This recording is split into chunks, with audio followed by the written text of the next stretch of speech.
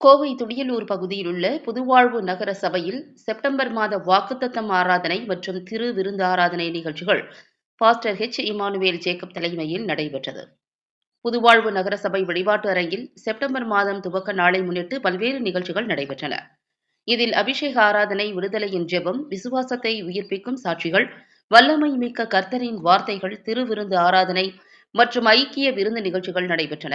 ஆராதனையில் நகர சபை விசுவாசிகள் மற்றும் அப்பகுதி பொதுமக்கள் ஏராளமானோர் கலந்து கொண்டு ஆண்டவரை துதித்து பாடல்கள் பாடினார்கள்.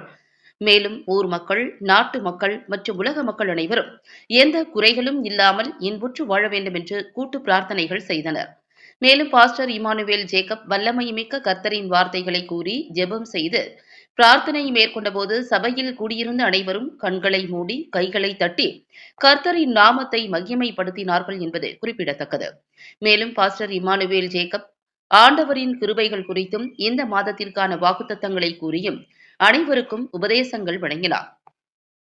மேலும் கூட்டத்திற்கு வருகை புரிந்த பல்வேறு குடும்பத்தினர் தாங்கள் அனுபவித்த இன்ப துன்பங்களை சாட்சிகளாக எடுத்து கூறினார்கள். அவர்கள் கூறுகையில், எங்களது வாழ்க்கையில் ஏற்படும் அனைத்து துன்பங்களில் இருந்தும் இயேசு கிறிஸ்துவே எங்களை மீட்டுக் கொண்டிருக்கிறார். மேலும் பல்வேறு துயரங்களில் இருந்து எங்களை காப்பாற்றி வழிநடத்தி செல்கிறார் என்று தெரிவித்தார்கள்.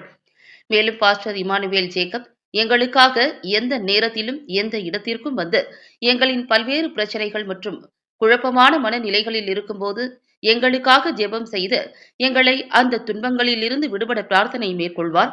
அப்போது அவர் பிரார்த்தனை செய்த உடனேயே எங்களுக்கு துன்பங்கள் நீங்கி நல்ல நிலைமைக்கு வருவதை உணர்ந்துள்ளோம் என்றும், மேலும் நோய்கள் அனைத்தும் நீங்குவதாகவும் பலர் தெரிவித்தனர். அவர் செய்த பிரார்த்தனைகளாலேயே நாங்கள் இயேசு கிறிஸ்துவின் மீது விசுவாசத்துடன் காணப்படுகிறோம் என்றும் கூறினார்கள். இது குறித்து பாஸ்டர் இமானுவேல் ஜேக்கப் கூறுகையில், எங்களது புதுவாழ்வு நகர சபை தமிழகம் மட்டுமல்லாமல் இந்தியாவில் பல்வேறு மாநிலங்களிலும் உள்ளது. மேலும் எங்களது ஊழியத்தின் மூலமாக ஆசீர்வதிக்கப்பட்டவர்கள் உலகம் முழுவதும் உள்ளனர். ஸ்வீட் ஜீசஸ் இன்டர்நேஷனல் மினிஸ்ட்ரி, புதுவாழ்வு மக்கள் கூட்டமைப்பு அறக்கட்டளை மூலம் நாங்கள் பல்வேறு நலத்திட்ட உதவிகளை செய்து வருகிறோம் என்றார். மேலும் குடும்ப நல மேம்பாட்டிற்காக தம்பதியினருக்கு குடும்ப சூழ்நிலைகளுக்கு தகுந்தாற்போல் பல ஆலோசனைகளை வழங்கி வருகிறேன். மேலும் பில்லி, சூனியம், மாந்திரீகம் போன்ற தீய சக்திகளால் பாதிக்கப்பட்டவர்கள் அதிலிருந்து விடுதலை பெறுவதற்கு ஜெபம் செய்து வருகிறேன். சமீபத்தில் ஒரு மருத்துவமனையில் ஒருவர் இறக்கும் தருவாயில் இருந்தார்.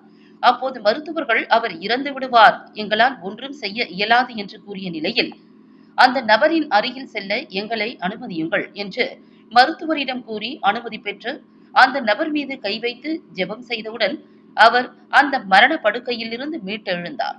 இதை நான் சும்மா சாதாரணமாக கூறவில்லை, அதற்கான ஆதாரங்களும் என் இடத்தில் உள்ளது என்று அவர் தெரிவித்தார்.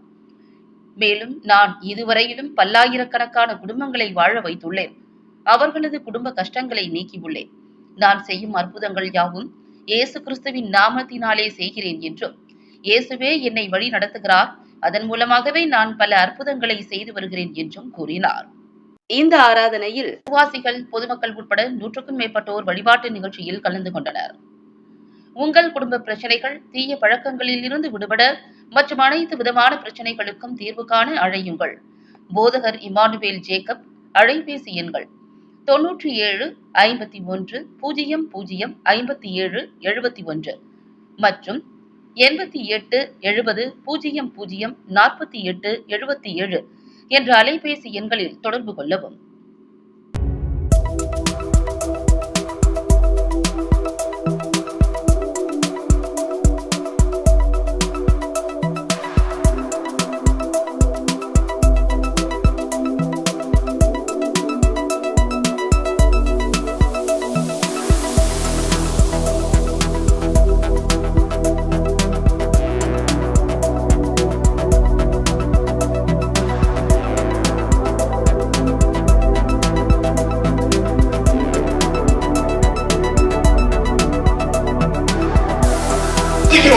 எல்லாரும் ரட்சிக்கப்படட்டும், மனம் திரும்பட்டும், சபையை தேடி வரட்டும், இவருடைய தரிசனங்களும் திட்டங்களும் நிறைவேறட்டும்.